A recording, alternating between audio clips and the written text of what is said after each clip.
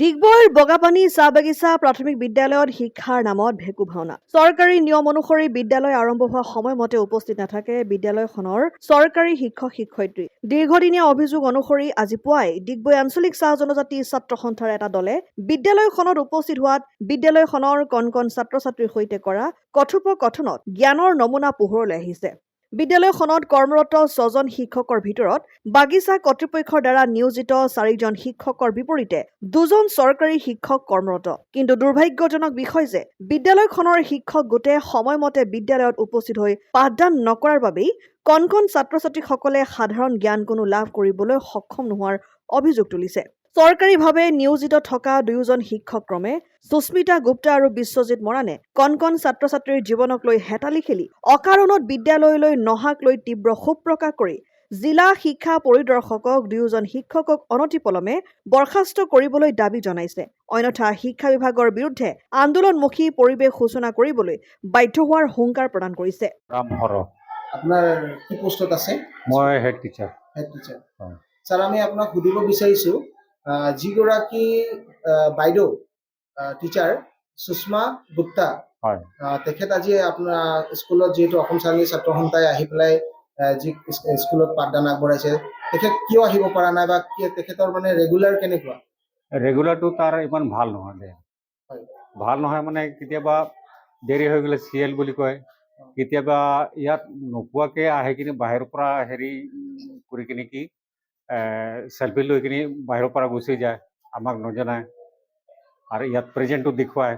মই কেইবাবাৰো চালোঁ মই, কিন্তু ইয়াত কিমান দিনৰ পৰা আমাৰ হেৰিটো আছে, ৰেজিষ্টাৰটো আছে, ৰেজিষ্টাৰত আমি মেইনটেইন কৰিছোঁ। মেনেজমেণ্টে কোৱা মতে আৰু আমাৰ হেৰি আহিছিলে, তামুলী ছাৰ আহিছিলে, তেখেতক আমাক কৈ গৈছে যে এবচেণ্ট থাকিলে এবচেণ্ট দিব বুলি। বিৰছা নাইক আৰু মই বগাপানী LP স্কুলৰ SMCৰ ভাইচ ছেক্ৰেটাৰী। আৰু মই কেইদিনমান ভিজিট কৰিবলৈ মানে স্কুলত আহি থাকোঁ। কিন্তু এইদিনাখন মই আহিলোঁ, বাইদেৱে 9টালৈকে উপস্থিত অহা নাছিলে। তাৰপাছত মই বেলেগ দিনাখন আহিলোঁ, সেইদিনাখন বাইদেউক লগ পালোঁ। সেইদিনাখন বাইদেউক ক'লোঁ যে ডিউটি আপুনি আহিলে সময়মতে আহিব বুলি। তাৰপাছত নেক্সট দিনাখন তাই একদিন কাৰণে সময়মতে আহিলে। বাইদেউটো সুস্মিতা গুপ্তা। তাৰপাছত নেক্সট টাইম সি এদিনে মাত্ৰ সোনকালে আহিলে। তাৰপাছত পিছদিনাখন আকৌ মই ভিজিট কৰিবলৈ আহিলোঁ, সেই সময়ত নাছিলে। এনেকৈ কৰিলেতো নহ'ব, সেইকাৰণে মই আগতে বাইদেউক কৈছিলোঁ, কিন্তু আজিও এতিয়ালৈকে উপস্থিত হোৱা নাই। আজিও মই ভিজিট কৰিবলৈ আহিছিলোঁ। আপুনি কি দায়িত্বত আছে স্কুলত? মই ভাইচ ছেক্ৰেটাৰীত আছোঁ। ছেক্ৰেটাৰী? Vice secretary. আপোনালোক আৰু এজন টিচাৰ আছে দেৱজিৎ মৰাণ, বিশ্বজিৎ মৰাণ, তেখেতে কিয় অহা নাই? তাকতো মই এতিয়ালৈকে লগ পোৱাই নাই স্যাৰ।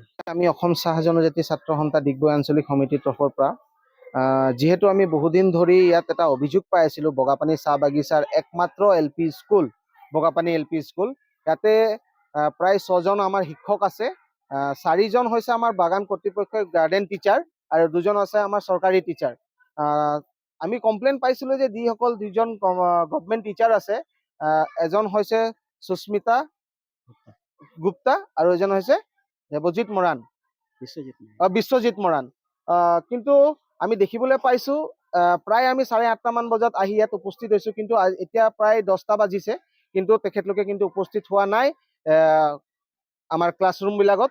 আৰু ষ্টুডেণ্টবিলাকৰ লগত যেতিয়া আমি অলপমান বাৰ্তালাপ কৰিলোঁ, তেখেতলোকে কিন্তু ABCDও নাজানে। গতিকে আমি অসম চৰকাৰক ক'ব বিচাৰিছোঁ যে এনেধৰণে মানে শিক্ষা লৈ পেলাই কিয় মানে ৰাজনীতি কৰি আছে বা কিয় মানে খেল ধেমালি লগাই আছে। গতিকে স্কুল ইন্সপেক্টৰ কি কৰি আছে? গতিকে আমাৰ তিনিচুকীয়া ডিষ্ট্ৰিক্টৰ স্কুল ইন্সপেক্টৰ গৰাকীক আমি অনুৰোধ জনাম যে আহি পেলাই আপোনালোকে স্কুলবোৰ ইনকুৱাৰী কৰক, কাৰণ একমাত্ৰই যদি জনগোষ্ঠী উন্নয়ন কৰা একমাত্ৰ জেগাটো হৈছে আমাৰ শিক্ষা। গতিকে শিক্ষাই যদি এনেকুৱা পৰিস্থিতি হৈ থাকিব, আমাৰ জনগোষ্ঠীটোক আমি কেনেকুৱা আগুৱাই লৈ যাম? গতিকে এই যিগৰাকী সুস্মিতা গুপ্তা বাইদেউগৰাকী আছে ডিগবৈৰ, তেখেতৰ আমাৰ এটেণ্ডেঞ্চটো আমি চাইছোঁ। নৱেম্বৰ মাহত তেখেত অকল মাত্ৰ 5টা ক্লাছ কৰিছে, ডিচেম্বৰ মাহত 9টা ক্লাছ কৰিছে, জানুৱাৰী মাহত 7টা ক্লাছ কৰিছে, ফেব্ৰুৱাৰী মাহত 7টা ক্লাছ কৰিছে, মাৰ্চ মাহত 12টা ক্লাছ কৰিছে। গতিকে এজন শিক্ষক যিহেতু আমি গম পাওঁ 30 দিনত প্ৰায় 25 বা 26 দিন তেখেত আহিব লাগে, যিহেতু আমাৰ হলিডে বা এৰি পেলাই, কিন্তু তেখেত মাত্ৰ 12 দিন আহিছে, 5 দিন আহিছে। মানে স্কুল ইন্সপেক্টৰ কি কৰি আছে, CRC কমিটি কি কৰি আছে, এনেধৰণে কিন্তু এইবোৰ কিন্তু আমি অসম ৰাজনীতি ছাত্ৰ সন্থা কিন্তু সহ্য নকৰো।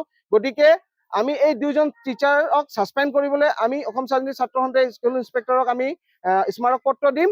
আৰু তেখেত আৰু এজন আমাৰ টিচাৰ আছে, কি নাম আছিলে এজন, বিশ্বজিৎ মৰাণ। বিশ্বজিৎ মৰাণে তেখেত কয় যে তেখেত আপাৰ প্ৰাইমেৰী 7, 8, 9 6, 7, 8, 9 ক্লাছত তেখেত মানে পাঠদান আগবঢ়ায়। কিন্তু তেখেতক যেতিয়া আমি ফোন যোগে কৈছো, তেখেত কৈছে মোৰ ষ্টুডেণ্ট নাই, সেইকাৰণে মই অহা নাই। ষ্টুডেণ্ট নাই, বেলেগখিনি ক্লাছত তেখেত ক্লাছ কৰাব পাৰে নাই। গতিকে আমাৰ ইয়াত মানে বহুত মানে লাজ লাগিছে যে আমাৰ ডিগবৈ সমষ্টিত মানে এনেধৰণৰ মানে কাৰ্যসূচীবোৰ ইয়াত চলি আছে। গতিকে আমি অসম চৰকাৰক পুনৰ আহ্বান জনাম যে এই যি স্কুলবিলাকত চকু দিয়ক। অকল তেখেতলোকে হাই স্কুল বনালেই নহ'ব, হাই স্কুলৰ হেৰিত ইয়াত LP স্কুলো আছে। LP স্কুলত যিসকল চৰকাৰী শিক্ষক নিযুক্তি দিছে, সেই শিক্ষকবিলাকে কেনেধৰণে কাম কৰি আছে তেখেতলোকে সেইবোৰ চাব লাগিব, চকু দিব লাগিব। কাৰণ ইয়াত কণ ছাত্ৰ ছাত্ৰীসকল ইয়াত পঢ়িবলৈ আহিছে, মা দেউতাকে ভাবিছে যে ছাত্ৰ ছাত্ৰী ইয়াত পঢ়ি আছে, কিন্তু ইয়াত টিচাৰে নাই, ABCD নাজানে, 1, 2, 3, 4 নাজানে। এই অকল ছাত্ৰ ছাত্ৰী, এই আমাৰ দেশৰ ভৱিষ্যত হ'বলৈ গৈ আছে। গতিকে আমাৰ অসম ৰাজনীতি ছাত্ৰ সন্থা আৰ্টছৰ তৰফৰ পৰা আমি অসম চৰকাৰক কিন্তু সকীয়াই দিব বিচাৰিছো যে এই দুজন টিচাৰক ছাছপেণ্ড কৰিব লাগিব, অন্যথা কিন্তু আমি ইয়াতকে কিন্তু জংগী আন্দোলন ল'বলৈ আমি বাধ্য হ'ম। ধন্যবাদ। ডিগবৈৰ পৰা ৰাজু হাজৰিকা ৰিপৰ্ট, অসম আদিত্য।